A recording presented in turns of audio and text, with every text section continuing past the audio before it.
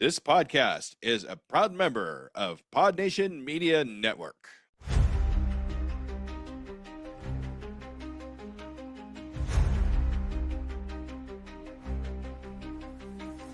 Flicker of reels, the shadows crawl. Curtains rise, a ghostly sprawl. The frames are whispers, the stories call.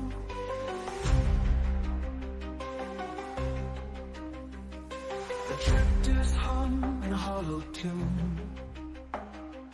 Moonlight cuts through velvet gloom. Is it a dream or a real too soon? Step into the screen where the dark turns keen. Journey with the Cinephile, unseen, unseen. The veils twist and turn as the silent light burns. A world unknown where the shadows yearn.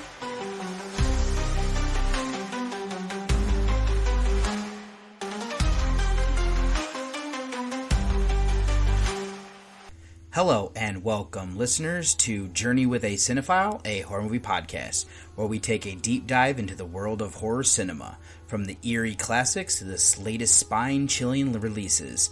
Join me as I explore the history, themes, and artistry of horror one film at a time. Whether you're a seasoned horror fan or just stepping into the shadows, this journey is for you. So dim the lights, embrace the fear, and let's talk horror. And let's do that for this very special bonus episode number 23. I'm your tour guide of David Garrett Jr., and I'm recording out of Columbus, Ohio. So for this episode here for you is going to be one that I decided to check out once again. I used to watch this all the time growing up with my sister. So she came down to visit while my wife was teaching in Bowling Green, and we decided to do a podcast together. So I wanted to do one that she was somewhat familiar with so she didn't have to do too much kind of crazy things. And this is one that I had on my list to check out because it is from 1986, so it's a scouring through the sixes, double thing there. So we delve into like this film's odd history, things we remembered growing up, and what we thought about it all these years later. So I just kind of wanted to give that little thing there. I know I do a spoiler like alert earlier or later into this thing, but I want to go ahead and just kind of do this little introduction here. I'm going to get you over to the trailer, and then my sister and I are going to discuss Troll from 1986, this Empire Pictures film.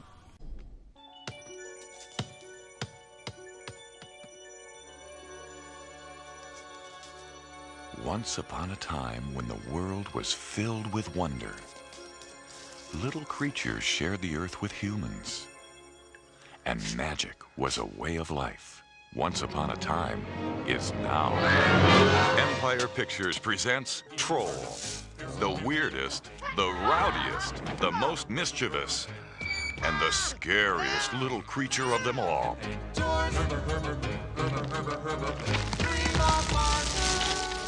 I think that what he's doing is going from apartment to apartment and transforming sections of this building into different fairy worlds. The hell are you? The transformation is going to begin on the Witch's Sabbath, the very same day that the Potters move into their new apartment. I've never seen so many guys take so long to move so little furniture. It's all your records, honey. You gotta get rid of some of these records. Sometimes I wonder what I'm gonna do. Lord, there ain't no cure for the summertime blues. What the Potters don't know is that they've just moved into the building that is the enchanted gateway to the ancient world of Troll. Shut that damn door. Wendy! Didn't you hear Mommy calling you, honey? No, Mommy.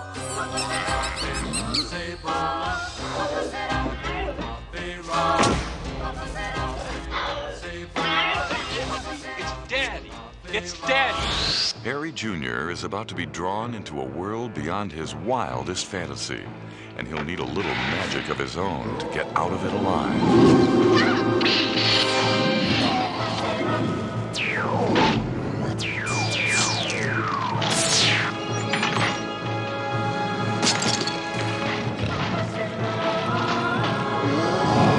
Harry Potter Jr. expected to have a little trouble getting adjusted in his new neighborhood. But he never expected anything like this. Troll, where myths and legends come to life.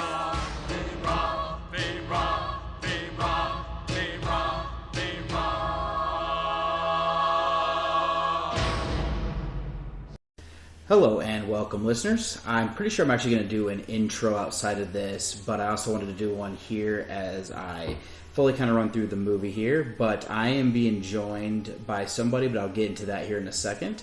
But the movie that we are going to be covering here is going to be Troll from 1986, rated PG-13. This is directed by John Carl Buechler, who also co-wrote this with Ed Naha. And I know we had talked about while we were watching this. Fun fact you had found, but we'll come back to that. But this stars Michael Moriarty, Shelley Hack, and Noah Hathaway. Some other people here that I also want to include is that we have Sonny Bono, we have Phil Fondacaro, and Lockhart.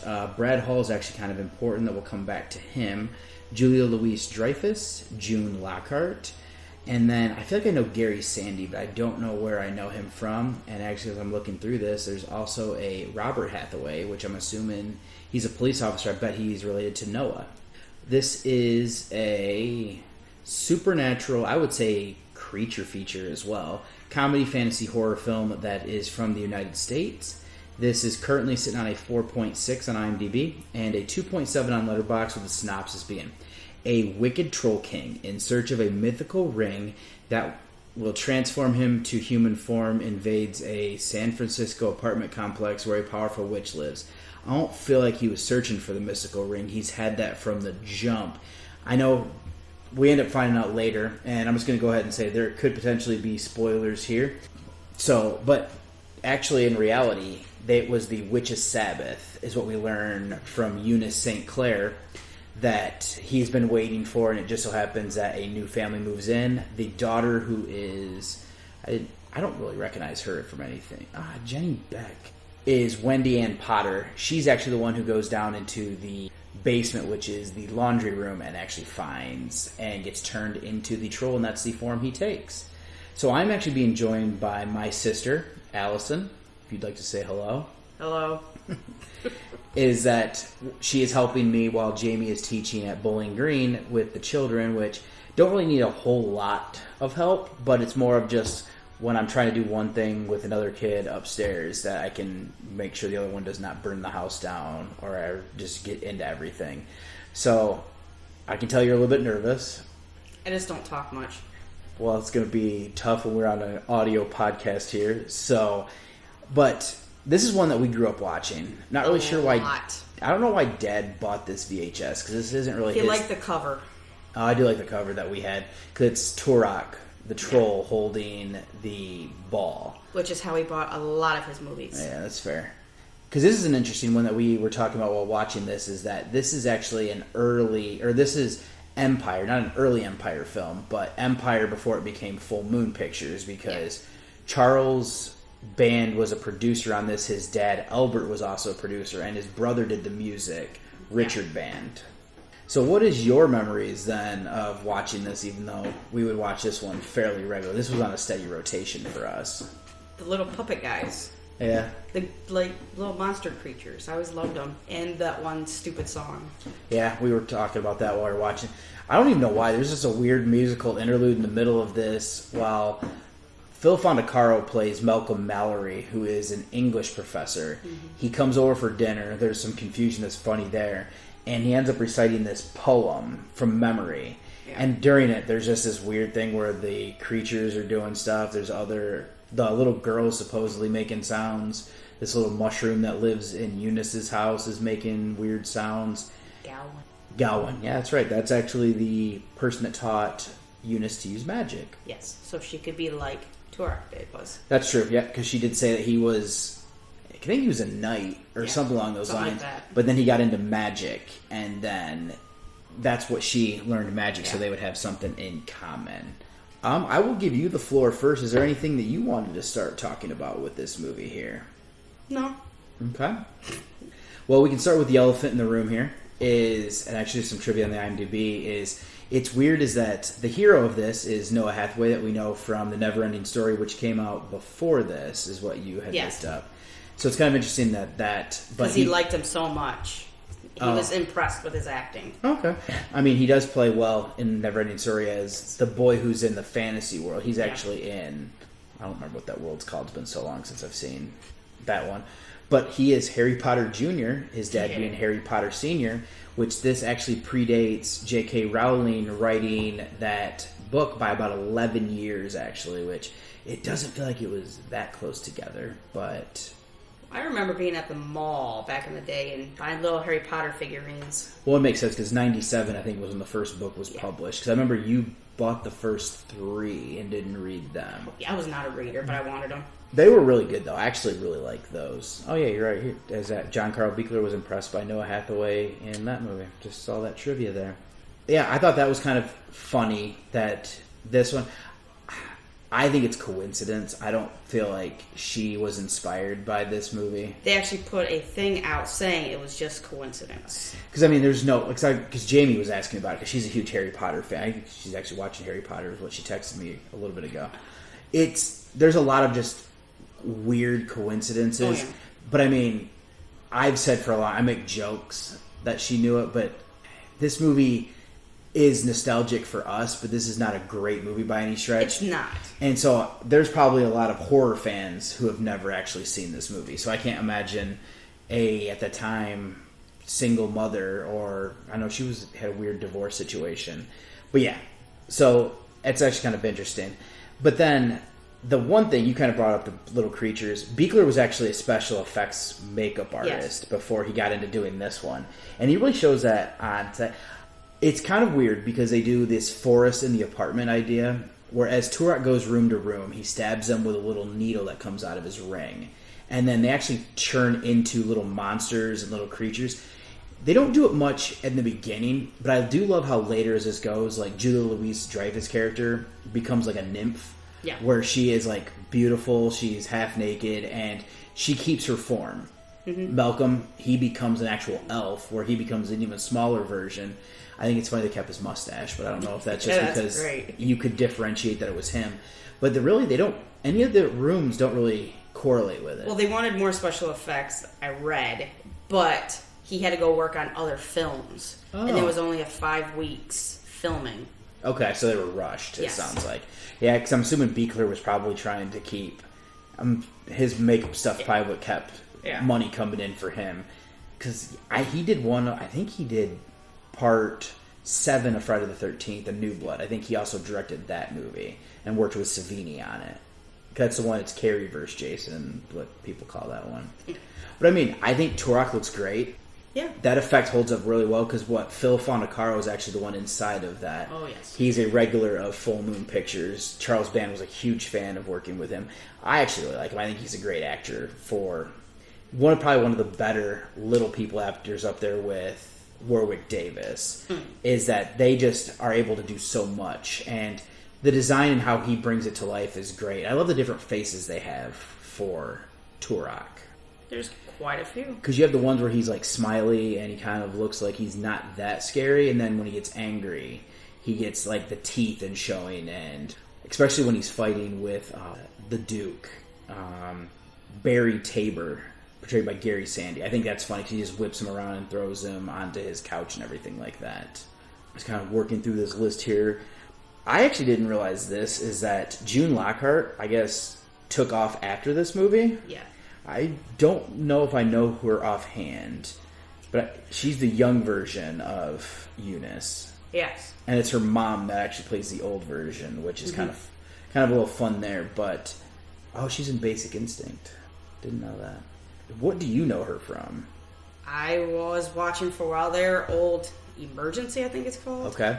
And she was on an episode of that where skyscraper's on fire.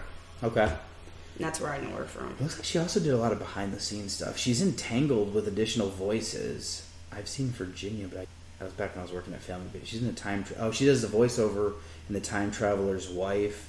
She was on some Law and Order episodes, so it looks like she did a lot of TV. I've seen her in that. I'm just trying to see here if there is... she's in Route 666. I've never actually seen that, but I always remember the cover with your boy. You love Lou Diamond Phillips. Don't act like you don't like Lou Diamond Phillips. I was a teenager and a kid because of La Bamba. I mean, she did a lot of TV. Maybe not necessarily like a lot of reoccurring roles, but she definitely was on TV for some of this stuff, and like Battlestar Galactica, did a lot of voice stuff. But yeah, it looks like she just had a steady career. It didn't look like she was ever really truly the star of a lot of stuff, but I mean, that's not always the thing there. We've already brought up Julia Louis-Dreyfus. She actually took off because of Seinfeld, not too... in 90. Was it to 98? Yeah. Okay, I saw that on there. I knew that started, and I guess she actually talked about this movie on Letterman, or Jay Leno, which is funny that they brought this up. She actually will talk about it, though. But she hates it. A lot of people hate their film debut, especially when it's a low-budget and movie. It was quick, and there wasn't really... Yeah. I mean, my favorite, though, is the legendary Michael Moriarty. Yes. And his dance scene is definitely a standout. But I know him because he worked with Larry Cohen. Yeah. He's in Q the Winged Serpent. He's in It's Alive 3. He might be in 2. I've only seen both of those ones once. But he's done a lot of those type. And he's also in The Stuff. I know that one. Where he plays a lot of just weird characters. And he's very good at that. He's definitely an actor who's a lot like Nick Cage. Yeah. Where if you don't have a good enough director to rein him in, you lose control of him, and he just goes off the rails. I think he's fine here. I think they let him be quirky, and his one-liners just crack me up so much because it's things that I would say to people, and just how I would say it. Still do. Exactly. And he was also in early Law and Order. Okay. He was ADA or DA. He was ADA. Interesting. Okay, I can see that though. When would those would have been airing? It was the first 3 seasons, I think, that I've seen him. But do you know when? Okay, like in the early 90s? Yeah, it'd be the early 90s. Interesting, okay. I had no idea he was TV. As we already brought up, Empire Pictures. This one is before that would have switched over to being... It's kind of interesting, actually. I do want to pivot to that, because Empire Pictures did stuff like Terror Vision, which is a fun one if you've never seen that one. Yeah, it's actually got Uncle Rico in it when he had like long hair, and it's got Franklin from Amityville 2, Diane Franklin. She is the sister in that one. That movie is really fun. Really kind of quirky type characters in that one. But it's weird is that it seemed like he wanted it to almost do like a teen movie here, because you had said that this was supposed to be a slasher film. Yeah, he was supposed to be killing everyone brutally. And then he wanted to make it a fantasy movie. Yeah. Because he also did that Prehistoria movie is actually a Moonbeam. Yeah. After Full Moon was already created. So it feels like Charles Band really wanted to try to get his movies out to the biggest audience possible, which is why he went PG-13 and wanted to go away from a brutal slasher film to do this. But this definitely fits in with his movies that would come after, with like, actually Ghoulies might have been before this. I don't know, but we had found that there was some trivia about one of the creatures in Ghoulies. Yeah. Actually was one of the creatures in this one. But I mean, Charles Band loves his... Oh, Ghoulies would have been before, because that's 84. So that must have been an Empire Films. And Puppet Master, I think, was 89. I'm going to say either 88 or 89. So that would have been after this. And I know that's actually... Yeah, 89. So that would have been Full Moon. So this must have been right there at the tail end of Empire Pictures before they switched over their names. Which is kind of interesting thing, because I think Terror Vision might have been after this, but I'd have to double check. So I think that might be 87, 88. What's weird here, though, is the tone. Is that it does make sense that this started out as like something darker, and then they kind of went to dark fantasy because there's some creepy elements, but a lot of time it's just kind of, I mean, it's a fast film. Like, It flew by. Like, I didn't even... I think that's why we liked it. As kids, for sure. Is that it just... Not a lot of thought needed to go into it. No, it doesn't overstay its welcome. I think that's kind of the issue, though. They don't flesh out stuff enough, especially with, like, the ending, how things kind of end. Because I have a big issue where your hero doesn't actually do anything to, like, win. Yeah, he kind of takes care of it himself. Because of what his plan is. But it works for a kid. This is a good horror movie for a kid, because we used to watch it all the time in it. There's only a few things that got under my skin, like when they would make people into, like, the pods. Yeah. It's very gross, and I remember as a kid it freaked me out with how they, like, looked and moved. There's that one scene where it's, like, moving really fast. It kind of makes me uncomfortable as an adult. But kind of going along with that is This might have worked better if they would have went one way or the other. And I think if you're going to go fantasy, you got to develop more. But if you don't have the budget and you don't have the time, you really don't have the thing to... Because his plan doesn't make a whole lot of... I mean, I guess his whole thing is that he wants to break out of this apartment building and take over the world. Not realizing the world has actually moved on from when he was free. I don't know if you had anything that you... Well, with the budget of $2 million plus, and it only made $5 million back. So it made its money plus 3. That's it. Well, the one thing you have to factor in is advertising, but I don't know Yeah. if Charlie Band would have done a lot of advertising. So this probably made money for him then. So it's special effects included, and you were filming in Rome, I think I saw. They filmed in Italy. He did that a lot though, because cheap. Well, when it went over, they owned a castle in Romania. Because it was filmed in the same one as the movie you did prior was. Oh, that's classic Charlie Band. But like he owned a castle in Romania for a while because I think it would have been there's the vampire movie that we didn't watch for the longest, Subspecies. Yes. That movie, they had like a castle that they filmed pretty much all 3 of those movies like back to back to back. And I know Castle Freak was I think in the same exact castle. So he definitely would maximize his money and taking care of everything that he had there. It's not shocked to learn that. Kind of interesting that there is a sequel to this in name only, Troll 2, which is considered to be one of like the worst movies ever made. Yeah. Because that's a classic Italy type thing there because... Terrible. Because Claudio Fragazzo, I think, directed that one. Him and his... I don't know if they're married, but they definitely were a couple. Yeah. They didn't want to make Troll 2. No, they didn't. They wanted to make the movie that we saw to an extent, but Italy and their financiers were big on making sequels out of things that don't actually... My issue there is that you can't have goblins and try to act like that it's a Troll sequel, because I do love that they go to Neilbog, which is is goblin backwards. Right. I guess the only other thing here is that I can kind of point out some comparisons between Harry Potter and Troll. You can name off all you want. Never seen them. Well, you are missing Nor out. read. Well, this one, the locations, not all of these actually match up, but Troll in a San Francisco apartment where Harry Potter's in Hogwarts and kind of that magical world. It's kind of interesting. This has a magic ring where Harry Potter has a magic wand. The antagonist, Turok the Troll versus Lord Voldemort, which is Ralph Fiennes once he actually gets his full body. I know that. That's actually a good one. What is interesting is that they both are kind of young adult, in my opinion. Yeah. Harry Potter's high fantasy. This is urban dark fantasy. I will say, this isn't a good movie. I have a lot of fun with this, and I actually didn't even mind watching it because, like I said, it flew by so quickly that I was like, oh, okay, I'll watch a little bit of Punisher and then go to bed because I didn't want to start another movie. But I was not exhausted by the end of this one. No.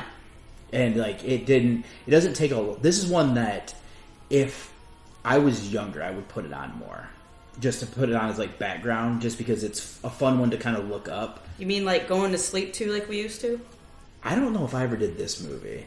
In the bunk beds we did. Oh, cause I did The Postman. That was a one. lot. That was one that I remember. Grease 2. Grease 2 is that's a fun movie. Anything that we might have glossed over that you wanted to bring up or kind of discuss? Did you know they talked about doing another prequel? I could see that. In 2017, I think they trashed it. Full Moon has gone back and done, like, there is like 13 or 14 Puppet Master movies, and they even went back and did like fighting the Nazis and stuff. In 2017, they talked about it. I'm not shocked. Patricia Arquette was going to be in it. That shocks me, though. But then again, I just actually watched a movie with her in it, They Will Kill You. And I can't imagine her being willing to come and do something like that. Can't see it. But I mean, around that time is when Puppet Master, like I said, they did their Axis of Evil trilogy. So yeah. I can see them doing...